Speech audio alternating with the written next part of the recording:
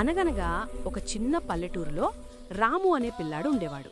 రాము చాలా పేదవాడు, కాని వాడికి బొమ్మలు గీయడమంటే ప్రాణం. వాడి దగ్గర పెన్సిల్స్, రంగులు కొనడానికి కూడా డబ్బులుండేవి కాదు. అందుకే ఒక చిన్న పుల్లతో ఇసుకలో బొమ్మలు గీసుకుంటూ ఆనందించేవాడు. ఒకరోజు రాము నిజాయితీని మెచ్చి ఒక దేవత ప్రత్యక్షమైంది. రాము, నీ కళ అంటే నాకు చాలా ఇష్టం. ఇదిగో ఈ బంగారు బ్రష్ తీసుకో. ఇది సామాన్యమైన కుంచు కాదు. దీంతో నువ్వు ఏది గీస్తే అది నిజమైపోతుంది అని చెప్పి మాయమైంది. రాము ఆశ్చర్యపోయాడు. నిజమా కాదా అని టెస్ట్ చేయడానికి పక్కనున్న బండరాయి మీద ఒక కోడి బొమ్మ గీశాడు. చివరి గీత గీయగానే కుక్రకో అంటూ ఆ బొమ్మలోంచి నిజమైన కోడి బయటకు వచ్చి గంతులేసింది. రాము ఆనందానికి అవధులే లేవు. అయితే రాము చాలా మంచివాడు. ఆ బ్రష్తో తన కోసం డబ్బులు గీసుకోలేదు. ఊళ్ళో పేదవాళ్లకు అన్నం లేకపోతే ఒక గిన్నె నిండా అన్నం గీసి ఇచ్చేవాడు.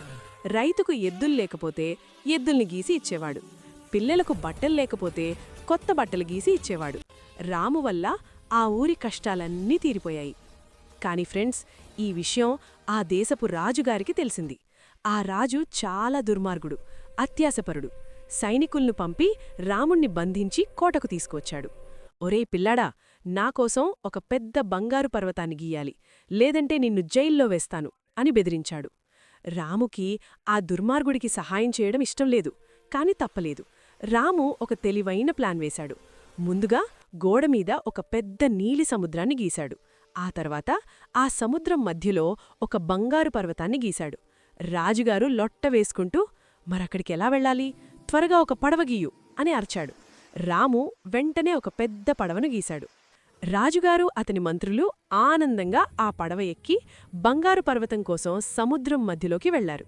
అప్పుడు రాము చిన్నగా నవ్వుతూ ఆ సముద్రంలో పెద్ద పెద్ద అలలను మరియు భయంకరమైన గాలిని గీశాడు. అంతే, ఆ గాలికి పడవ అటూ ఇటూ ఊగి ఒక్కసారిగా సముద్రంలో మునిగిపోయింది. దుర్మార్గుడైన రాజు అతని అత్యాశతో పాటే సముద్రంలో కలిసిపోయాడు. రాము మళ్లీ తన ఊరికి వెళ్ళిపోయాడు. తన మాయాకుంచుతో ఆపదలో ఉన్నవారికి సహాయం చేస్తూ అందరితో కలిసి ఆనందంగా జీవించాడు. చూశారా ఫ్రెండ్స్, భగవంతుడు మనకి ఏదైనా శక్తిని లేదా టాలెంట్ని ఇస్తే దాన్ని నలుగురి మంచి కోసం వాడాలి. రాములా తెలివిగా, నిజాయితీగా ఉంటే ఎంత పెద్ద రాజునైనా జయించవచ్చు. మీకు కూడా మాయాకుంచు దొరికితే మీరు ఏం గీస్తారు? కింద కామెంట్ చేయండి. మరో మ్యాజికల్ స్టోరీతో మళ్ళీ కలుద్దాం. By by.